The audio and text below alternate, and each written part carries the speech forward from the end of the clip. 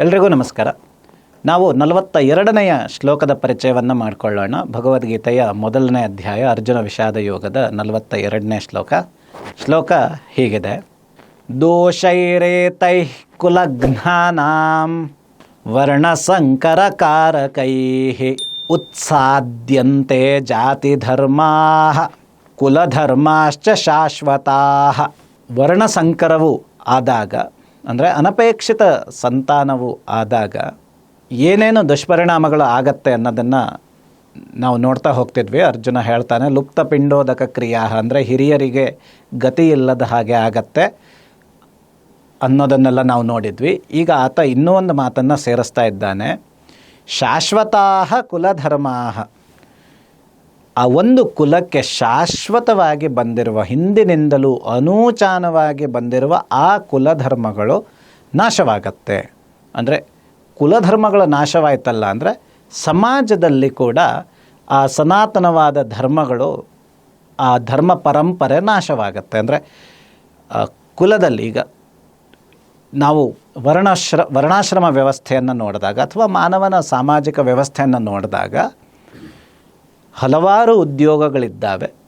ಎಲ್ಲರೂ ಎಲ್ಲ ಉದ್ಯೋಗವನ್ನು ಮಾಡೋದು ಬೇಡ, ಒಂದಷ್ಟು ಜನ ಒಂದಷ್ಟು ಉದ್ಯೋಗಗಳನ್ನು ಮಾಡಲಿ ಅಂತ ಒಂದು ವ್ಯವಸ್ಥೆಯನ್ನು ಮಾಡಿಕೊಂಡು ಅದಕ್ಕಾಗಿ ಆಶ್ರಮಗಳನ್ನು ವರ್ಣಗಳನ್ನು ಮಾಡಿಕೊಂಡು ಒಂದೊಂದು ಕುಟುಂಬಕ್ಕೆ ಒಂದೊಂದು ಕೆಲಸ, ಈ ರೀತಿ ತೀರ್ಮಾನವನ್ನು ಮಾಡಿಕೊಂಡು ಎಲ್ಲರೂ ಸಹಬಾಳ್ವೆಯಾಗಿ ಜೊತೆಯಾಗಿ ಬದುಕಲಿಕ್ಕೆ ಒಂದು ಕ್ರಮವನ್ನು ಹಿರಿಯರು ಮಾಡಿಟ್ಟಿದ್ದಾರೆ.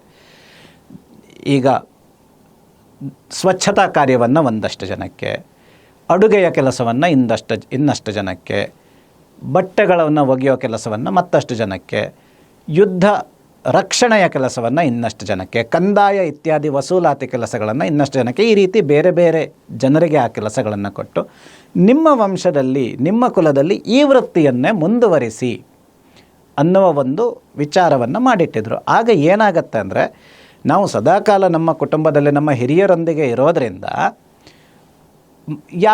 ಯಾವಾಗ ಮಾತಿನ ಮಧ್ಯದಲ್ಲಿ ಅವರ ಅನುಭವಗಳೆಲ್ಲ ನಮ್ಮ ಜೊತೆ ಅವರು ಹಂಚಿಕೊಳ್ತಾ ಇರ್ತಾರೆ. ಹಾಗಾಗಿ ಆ ಶಿಕ್ಷಣ ಅನ್ನೋದು ಸತತವಾಗಿ ನಡೀತಾ ಇರುತ್ತೆ. ಹಾಗಾಗಿ ಆ ಕುಲಧರ್ಮವು ಬಿಗಿಯಾಗಿ ಪ್ರತಿಯೊಬ್ಬ ಆ ಕುಟುಂಬದ ವ್ಯಕ್ತಿಗಳಲ್ಲಿ ಬೆಳೆದು ಬರ್ತಾ ಇರುತ್ತೆ.